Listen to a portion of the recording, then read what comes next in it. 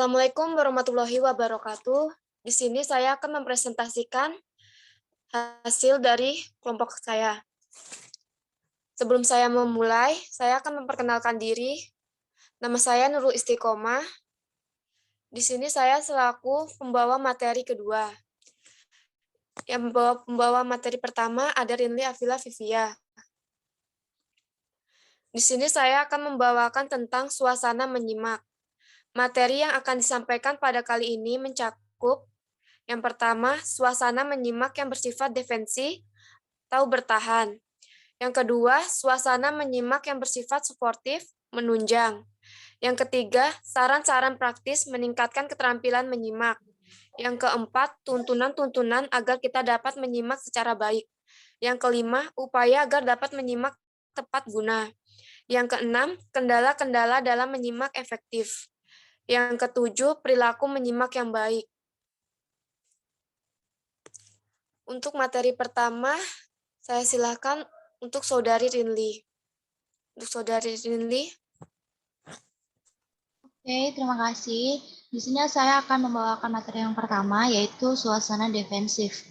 Suasana defensif atau bertahan biasanya dimanipulasikan dalam pesan-pesan lisan yang mengandung maksud yang bersungguh-sungguh dan tersirat, antara lain pesan-pesan yang bersifat evaluatif, mengawasi, strategis, netral, superior, pasti, dan tentu. Keenam hal ini akan kita bahas nanti satu persatu. Sebagai penyimak, kita pun kerap kali tidak sadar sepenuhnya mengapa kita tidak menyimak dengan baik. Bila kita berada dalam suasana defensif, yaitu gusar, marah, sakit hati, atau tersinggung. Nah, ini selanjutnya kita akan membahas keenam hal itu satu persatu. Yang pertama, evaluatif. Hal ini biasanya terjadi pada seorang penyimak seksama yang telah mendengar dengan jelas dari ujaran seorang pembicara yang secara sadar atau tidak sadar memancing penilaian khusus. Yang kedua, mengawasi. Pesan-pesan yang disampaikan oleh pembicara ada kalanya membuat para penyimak bersiap-siap untuk mengontrol benar tidaknya, tepat melesetnya, jujur tidaknya, dan objektif subjektifnya ujaran itu. Yang ketiga, strategi. Pesan-pesan yang disampaikan oleh seseorang dalam ujaran atau pidatonya secara sadar atau tidak sadar membuat para penyimak siap untuk memasang kuda-kuda siasat atau pertahanan yang bersifat strategis. Yang keempat, netral. Tidak jarang pesan-pesan yang disampaikan oleh pembicara merangsang para penyimak untuk bertindak atau berpikir secara netral, tidak memihak pada orang atau golongan tertentu. Yang kelima, superior. Menganggap diri sendiri lebih unggul dari orang lain. Para penyimak akan bersiap-siap bertahan bila dari ujaran seseorang terpancar rasa tinggi hati dan rasa lebih unggul dari orang lain dalam segala hal. Dan yang terakhir, pasti dan tentu. Sang pembicara yang mengemukakan sesuatu yang pasti, yang sudah tentu memancing dan merangsang para penyimak untuk bertahan atau defensif. Yang kedua, suasana suportif.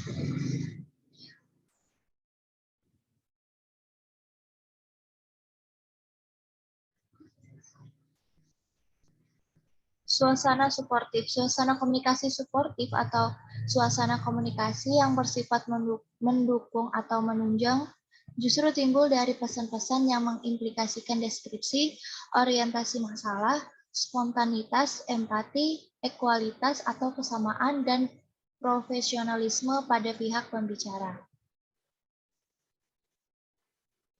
Yang pertama, deskripsi. Yang kedua, orientasi permasalahan. Ujaran atau pembicaraan yang berorientasi pada berbagai permasalahan pun dapat pula menjelmakan suasana menyimak yang suportif pada pihak penyimak.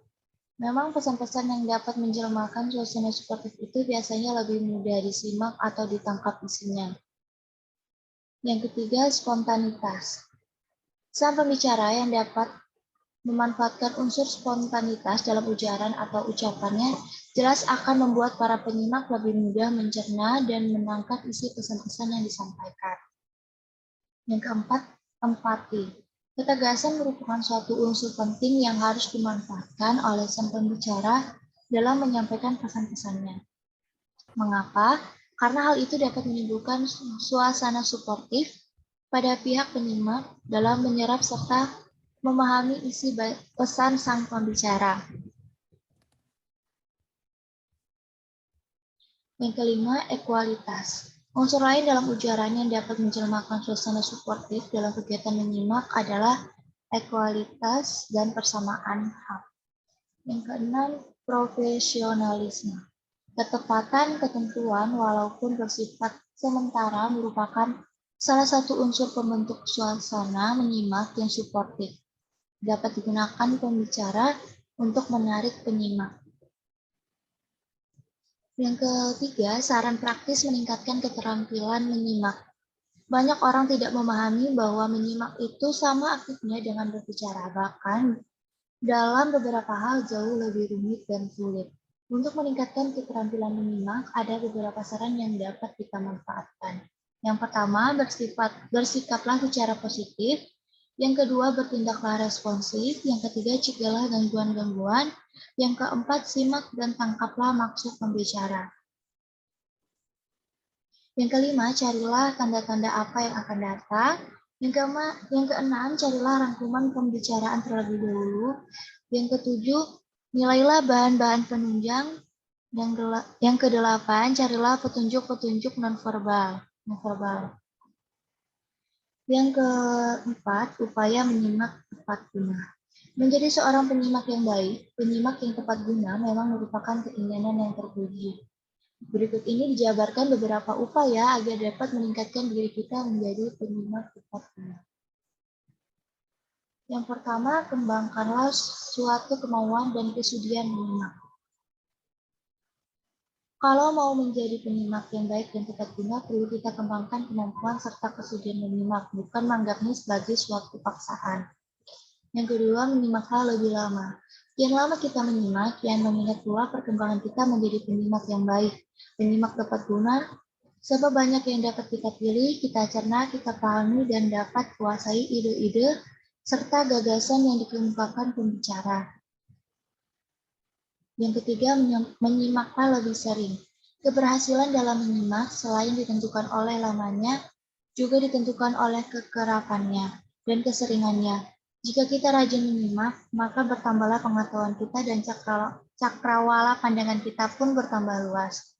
Yang keempat, menyimaklah dengan penuh respek. Jika kita melakukan suatu kegiatan menyimak dengan penuh kesudian dan kesediaan, serta berpikir bahwa pembicara membawakan materi yang menarik dan bermanfaat, dan kita dapat memahaminya, maka pada dasarnya kita sudah melakukan kegiatan menyimak dengan penuh respek. Yang kelima, menyimaklah dengan umpan balik. Keberhasilan dalam menyimak selain ditentukan oleh lamanya, juga ditentukan oleh kekerapannya dan keseringannya. Jika kita rajin menyimak, maka bertambahlah pengetahuan kita. Yang keenam, menyimaklah tanpa penilaian atau keputusan yang prematur. Jika kita melakukan suatu kegiatan menyimak dengan penuh kesudian dan kesetiaan, serta berpikir bahwa cara membawa materi yang menarik dan bermanfaat. Yang ketujuh, menyimaklah dengan tenang dan tenggang hati. Kalau kita selalu gelisah, tiada ketenangan, bagaimana mungkin dapat memetik butir-butir berharga dari ujaran pembicara? Oleh karena itu, dalam kegiatan menyimak, sangat dituntut ketenangan dan tenggang hati dari para penyimak. Yang kedelapan, menyimaklah secara analisis. Cara berpikir induktif dan deduktif dimanfaatkan untuk dapat mengambil kesimpulan dari ujaran pembicara. Yang terakhir, menyimaklah tanpa keadaan membela diri. Penyimak tipe ini bukan menyimak dengan telinga tetapi dengan mata dan kata hatinya. Kalau mau menjadi penyimak yang baik dan tepat guna, haruslah merelakan diri menyimak tanpa keadaan dan ulah membela diri.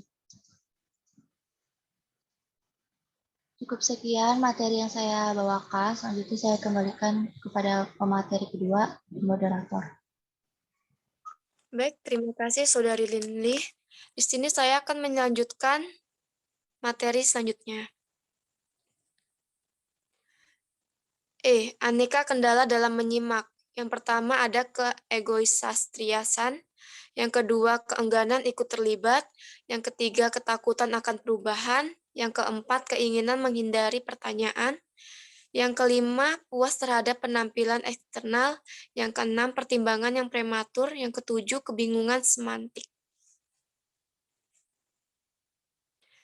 Yang F, ada perilaku menyimak.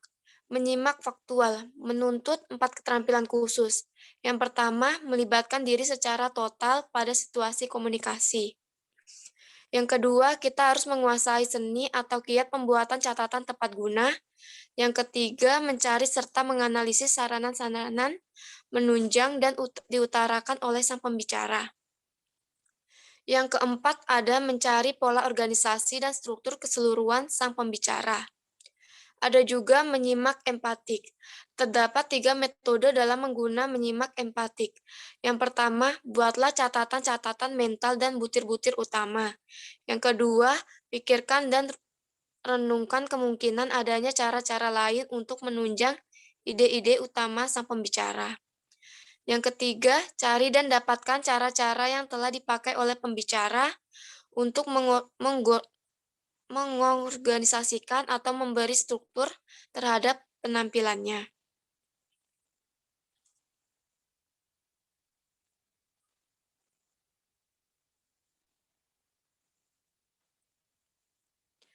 Yang G, meningkatkan perilaku menyimak. 5. Meningkatkan perbuatan catatan-catatan yang baik dan bermutu tidak tergantung pada panjangnya tetapi ketepatan memilih butir-butir gagasan. Yang keenam, menyaring tujuan-tujuan menyimak yang spesifik. Tangkaplah garis besar argumen-argumen utama pembicara. Yang ketujuh, manfaatkan waktu secara bijaksana karena kita perlu merencanakan penggunaan waktu secara diferensial. Yang kedelapan, menyimak secara rasional. Pada hal ini, jika kita dapat menyimak terpancing emosional, kita harus dapat mengontrol itu dan tetap fokus pada kegiatan menyimak. Yang kesembilan, berlatih menyimak bahan-bahan yang sulit menyimak, yang baik dan unggul akan menerima segala macam tantangan, pembahasan, materi, atau penyampaian yang disampaikan oleh pembicara. Sekian materi yang saya bawa. Apabila ada yang mau bertanya, silakan bertanya.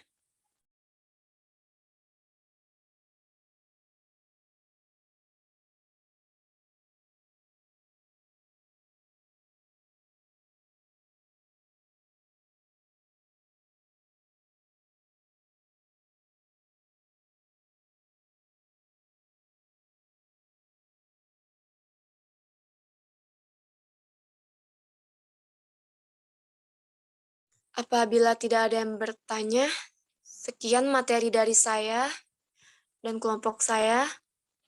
Apabila ada salah, mohon maaf sebesar-besarnya. Wassalamualaikum warahmatullahi wabarakatuh.